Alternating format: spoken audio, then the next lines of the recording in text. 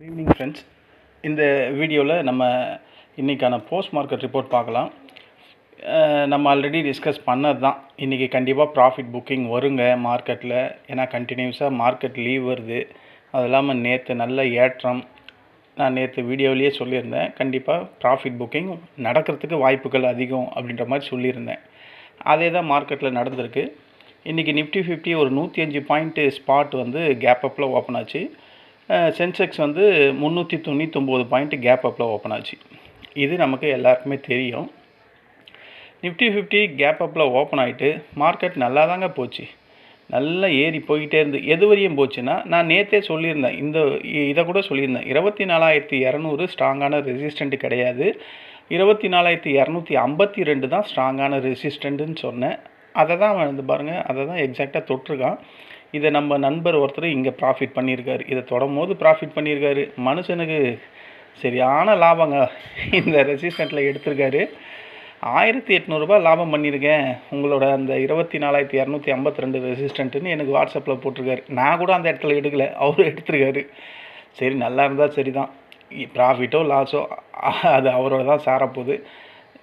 அந்த அளவுக்கு அந்த ரெசிஸ்டண்ட்டு பக்காவாக ஒர்க் அவுட் ஆகிருக்கு. அதை நான் இன்னும் எதுவும் சேஞ்ச் பண்ணல, அப்படியே தான் இருக்குது.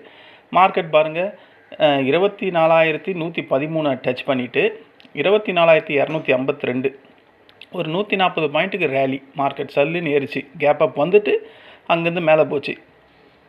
அந்த ரெசிஸ்டண்ட்டை தொட்டான் அதோட கெட்டான் அப்படின்ற மாதிரி மார்க்கெட் இன்றைக்கி சடார்னு கீழே வந்து விழுந்திருக்கு. எங்கே வந்து விழுந்திருக்குன்னா, இன்றைக்கி பாட்டத்தையே வந்து தொட்டுட்டான். அதாவது அந்த கேப்பை ஃபில் பண்ணிடுச்சு. பண்ணலை.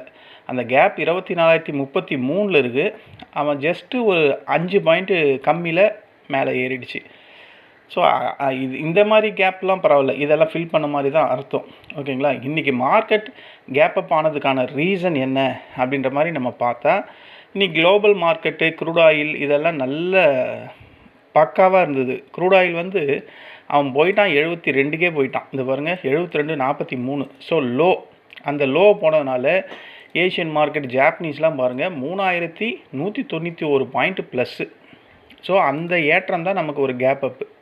ஓகேங்களா? நேற்று எஃப்ஐ செல்லிங் தாங்க பண்ணியிருக்கான். பெரிய லெவலில் செல்லிங் பண்ணலை. ஒரு 1,800 கோடிக்கு என்னமோ தான் செல் பண்ணியிருக்கான். பட் இருந்தாலும் செல்லிங்கில் தான் இருக்காங்க. இன்றைக்கி அவங்க பியூராக செல்லிங்கில் இருக்காங்க அப்படின்றது நமக்கு இங்கே கிளியராக தெரியுது. இன்றைக்கி நல்ல ஒரு ஏற்றம் வந்ததுக்கப்புறம் ஏன் ஒரு மார்க்கெட் டவுன் ஆச்சு அப்படின்னா, நேற்று வந்த ரேலி. நானே அதை சொல்லியிருந்தேன். மார்க்கெட்டில் இருக்க எனக்கே அது தெரியும் போது, பெரிய பெரிய இன்வெஸ்ட்மெண்ட் பண்ணிவிட்டு பல கோடிகளை ட்ரேடிங்கில் கொட்டிட்டு அவனுக்கு தோணாதா? சாதாரண ஒரு ட்ரேட் எடுத்து பண்ணுற எனக்கே தோணுது, மார்க்கெட் இவ்வளோ ஏறி இருக்குது, கண்டிப்பாக ப்ராஃபிட் புக்கிங் பண்ணுவாங்க அப்படின்னு. அப்போ எஃப்ஐஎஸ்க்கு தெரியாதா? அதுதான் இங்கே நடந்திருக்கு. நேற்று வந்த ரேலியை இன்றைக்கி ப்ராஃபிட் புக்கிங் பண்ணியிருக்காங்க. நேற்று சென்செக்ஸ் வந்து ஒரு 800 பாயிண்ட் ஏறிச்சுன்னு நினைக்கிறேன். அதை இன்றைக்கி முடிச்சிட்டாங்கன்னா என்ன, இன்றைக்கி அவன் பாசிட்டிவில் தான் முடிஞ்சிருக்கான் 109 பாயிண்ட்டு. அந்த ரேலியோட 95% இன்றைக்கி ப்ராஃபிட் புக்கிங் பண்ணி முடிச்சிட்டாங்க. அதாவது ஷார்ட் டேர்ம் ட்ரேடர்ஸ் வந்து பெரிய லெவலில் இன்றைக்கி ப்ராஃபிட் புக்கிங் பண்ணியிருக்காங்க அப்படின்றது மார்க்கெட்டில் கிளியராக தெரியுது. அது இல்லாமல் இன்றைக்கி எக்ஸ்பைரி ரிலேட்டட் வெலாட்டிலிட்டி, அதை தான் சொல்லணும். இன்றைக்கி அதாவது நிஃப்டி 50 எக்ஸ்பைரினா கூட நம்ம ஓரளவுக்கு மார்க்கெட்டை நம்பிடலாம். இந்த சென்செக்ஸ் எக்ஸ்பைரியை மட்டும் நம்பவே கூடாது. அது எப்போவுமே 100% மார்க்கெட்டு டவுனில் தான் முடியும். இன்றைக்கி டவுனில் முடியல, பாசிட்டிவில் தான் முடிஞ்சிருக்கு. பட் இருந்தாலும் அவ்வளோ பெரிய ஏற்றத்தை எனக்கு தெரிஞ்சு ஒரு 1000 பாயிண்ட் இன்றைக்கி சென்செக்ஸ் மூவ் ஆகிருக்கும் டாப்லேருந்து. அதில் 900 பாயிண்ட்டை வந்து எரேஸ் பண்ணிடுச்சு. மீதி 109 பாயிண்ட்டை மட்டும்தான் இன்றைக்கி சென்செக்ஸ் வச்சிருக்கு. அதாவது எப்படி இருக்குன்னா, அந்த டெரிவேட்டிவ் எக்ஸ்பைரி காரணமாக தான் இன்றைக்கி இன்ட்ராடே வெலாட்டிலிட்டி அதிகமாக இருந்தது. காலையில் வந்து என்ன பண்ணியிருப்பாங்க, கால் ரைட்டர்ஸ் வந்து கவர் செஞ்சுருப்பாங்க மார்க்கெட்டை. அதுக்கப்புறம் மேலே போயிடுச்சுக்கப்புறம் லாங் அன்வைண்டிங் நடந்திருக்கு மார்க்கெட்டில். இதுதான் மார்க்கெட் ப்ராஃபிட் புக்கிங் நடந்திருக்கு. அது இல்லாமல் ரெசிஸ்டண்ட்டு 24,250 அது ஸ்ட்ராங்கான ரெசிஸ்டன்ட் ஜோனு நான் நேற்று சொல்லியிருந்தேன். அதை தொட்டவொடனே மார்க்கெட் இறங்கியிருக்கு.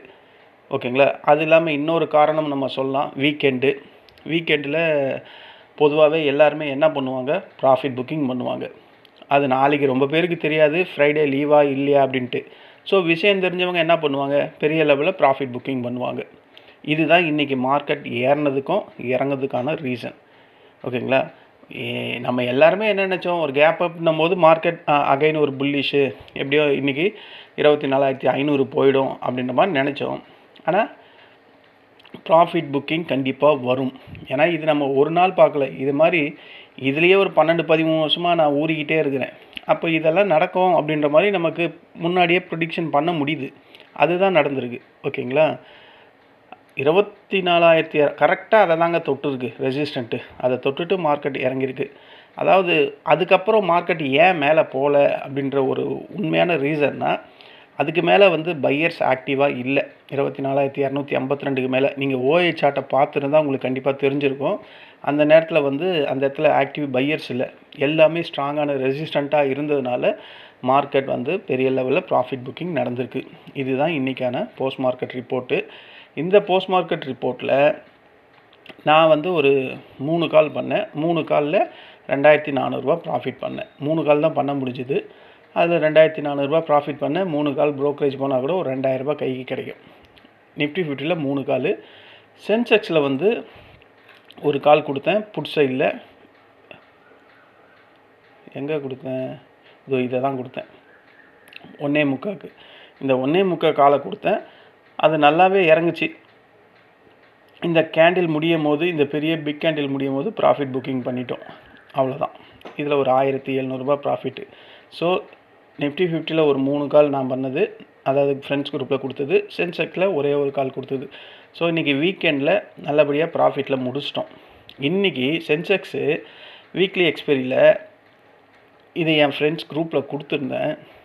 77,200 இதுவாங்க. இந்த 27,200 ஃப்ரெண்ட்ஸ் குரூப்பில் கொடுத்துருந்தேன். அதை பாருங்களேன், அது 9 ரூபா போச்சு. 9 ரூபா 20 காசு போச்சுன்னு நினைக்கிறேன். 9 ரூபா 60 காசு போச்சு. 9 ரூபா 60 காசு போயிட்டு அவன் எவ்வளோ போயிருக்கான் பாருங்களேன். அவன் போனது அதிகம், 126 136 போனான். அதுக்கப்புறம் 99ல் முடிஞ்சிருக்கு. இதில் இன்றைக்கி என் ஃப்ரெண்டு வந்து ப்ராஃபிட் பண்ணியிருக்கான். இதை நான் சொல்லியிருந்தேன்.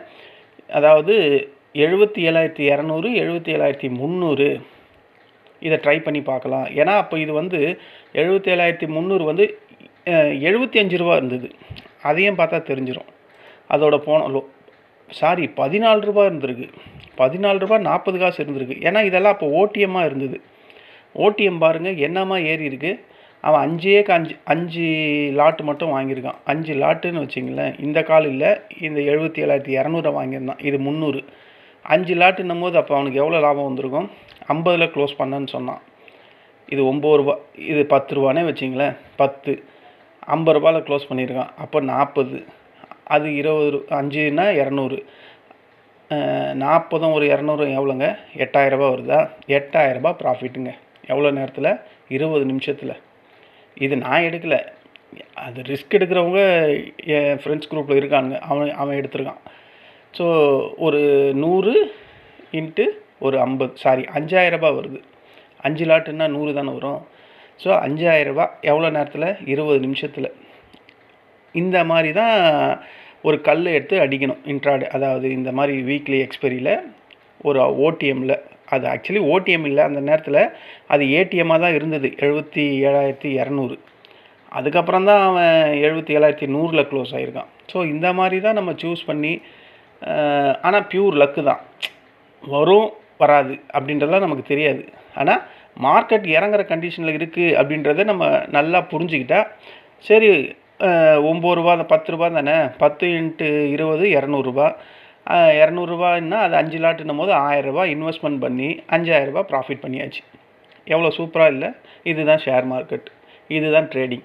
இந்த ட்ரேடிங்கை தான் ஜனங்க ரொம்ப பேர் விரும்பி உள்ளே வந்து அவங்களோட வேல்யூபிள் மணியை இழந்துக்கிட்டே இருக்கிறாங்க. இந்த ஒரு கான்செப்ட் தான். 1,000 ரூபா இன்வெஸ்ட்மெண்ட் பண்ணி 5,000 ரூபா எவ்வளோ நேரத்தில், 20 நிமிஷத்தில். இதை தான் பெரிய லெவலில் மக்கள் அட்ராக்டிவ் ஆகிட்டு அவங்களோட பணத்தை இழந்துக்கிட்டே இருக்காங்க. இன்றைக்கி மார்க்கெட் ரேலி ஆகிறதுக்கு காரணம், மெயின் காரணம் அப்படின்னு சொன்னால் ஆட்டோ செக்டார் தான். இன்றைக்கி ரியலாகவே மார்க்கெட்டை பெரிய லெவலில் தூக்கி போனது ஹீரோ அப்படின்னா ஆட்டோ செக்டார் தான். ஆட்டோ செக்டார் இன்றைக்கி எப்படியும் ஒரு 3% கிட்டே ஏறி இருக்கும். ஏன்னா அங்கே குரூட் ஆயில் விலை குறைஞ்சி போயிருக்கு. ஆட்டோ ஸ்டாக்ஸுக்கு அது பெரிய சப்போர்ட்டு. இந்த M&M, மாருதி, டாடா மோட்டார்ஸ் இந்த பங்குகள்லாம் இன்றைக்கி நல்ல பாசிட்டிவாக இருந்தது. ஏவியேஷன் செக்டாரு, அதுவும் க்ரூட் ஆயில் சம்மந்தமாக ஏர்லைன்ஸ் நிறுவனங்களுக்கு செலவு குறையும். அதனால் ஏவியேஷன் செக்டார்ஸ்லாம் இன்றைக்கி நல்லா ஏறிச்சு. குறிப்பாக இண்டிகோ அது நல்லா இன்றைக்கி பையிங் ப்ரெஷரு. அப்புறம் banking and financial, private bank and financial service இதெல்லாம் மார்க்கெட்டுக்கு நல்ல சப்போர்ட் தான் கொடுத்தது. HDFC, ICC, heavy weights index எல்லாம் மார்க்கெட்டை தாங்கி தான் இருந்தது. அப்புறம் ரியாலிட்டி செக்டர் இது ஓரளவுக்கு இன்றைக்கி பையிங் ப்ரெஷர் இருந்தது. ஃபார்மா செக்டரும் பையிங் ப்ரெஷர் இருந்தது. இது மாதிரி எல்லாமே நல்லா இருந்தது. இருந்தாலும் ஏதாவது ஒரு செக்டார் மார்க்கெட்டை கீழே கொண்டு வரும்ல, அது எதிரானா நேற்று மாதிரியே இன்றைக்கும் மெட்டல் செக்டார் பெரிய லெவலில் மார்க்கெட்டை கீழே கொண்டு வந்திருக்கு. இண்டல்கோ, அந்த JSTW ஸ்டீலு, அப்புறம் oil and gas energy, ONGC, Coal India இதெல்லாம் பெரிய லெவலில் மார்க்கெட்டை கீழே தான் கொண்டு வந்திருக்கு. ஓவராலாக நம்ம இண்டெக்ஸஸை பார்த்தா எல்லாமே ப்ளஸில் தான் முடிஞ்சிருக்கு. ஓகேங்களா? நிஃப்டி ஒரு 34 point plus, Sensex 109 point, bank x 19, bank Nifty 26, fin Nifty 34, எல்லாமே டபுள் டிஜிட்டு.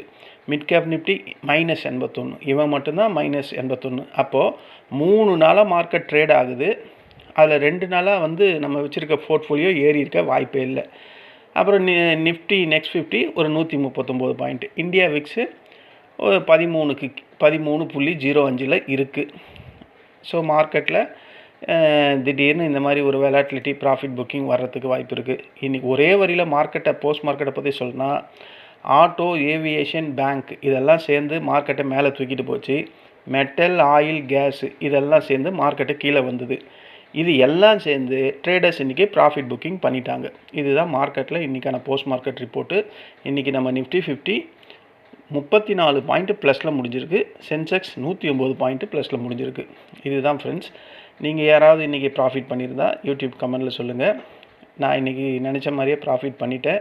நான் 2 இன்ஃபர்மேஷன் சொல்லியிருந்தேன். இன்றைக்கி ப்ராஃபிட் புக்கிங் நடக்கும் அப்படின்னு சொல்லியிருந்தேன். ரெண்டாவது அந்த ரெசிஸ்டண்ட்டை கண்டிப்பாக மார்க்கெட் தொட்டுட்டு இறங்கும் அப்படின்ற மாதிரியும் சொல்லியிருந்தேன். 2மே நடந்திருக்கு. இதில் இந்த ரெசிஸ்டண்ட்டை இந்த சப்போர்ட்டை பேஸ் பண்ணி ப்ராஃபிட் பண்ணுறவங்களோட எண்ணிக்கை இப்போ அதிகமாகிட்டு இருக்குது. அது எனக்கு பயமாகவும் இருக்குது. ஏதாவது லாஸ் வந்தால் என்னை திட்டாதீங்க. நான் இது ஒரு எஜுகேஷன் பர்பஸ்க்காக தான் போடுறேன். நீங்கள் அதையே ஃபுல்லாக ஸ்ட்ராட்டஜி மாதிரி எடுத்து ட்ரேட் பண்ணுறீங்க. அதில் ப்ராஃபிட் வந்தால் நல்லது, லாஸ் வந்துச்சுன்னா என்ன ப்ளேம் பண்ணாதீங்க ஃப்ரெண்ட்ஸ். அதுதான் இங்கே ஒரு டிஸ்க்ளைமர். ஓகேங்களா? நம்ம நாளைக்கு சில ஸ்டாக்ஸில் சில இன்ஃபர்மேஷன்லாம் பார்ப்போம். அதை பற்றி கேட்டிருக்காங்க. அதை பற்றி நாளைக்கு வீடியோவில் சந்திப்போம். நன்றி, வணக்கம்.